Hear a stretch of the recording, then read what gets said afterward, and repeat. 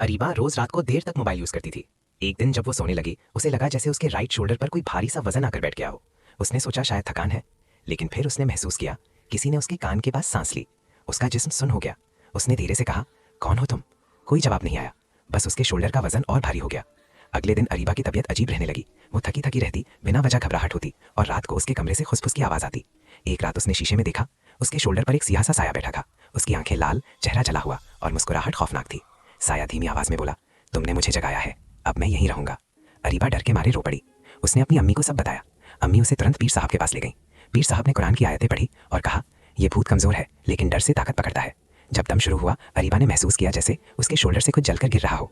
कमरे में एक तेज चीख गूंजी और फिर सब कुछ खामोश। शीशे में देखा तो अब कोई साया नहीं था।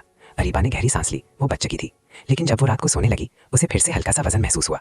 इस दफा आवाज आई, मैं गया नहीं हूँ, मैं सिर्फ चुप हूँ। अब अरीबा क्या करेगी, कैसे बचेगी ये सबसे? जानने के लिए फॉलो करें and comment to next part. Bell subscribe and for more interesting stories.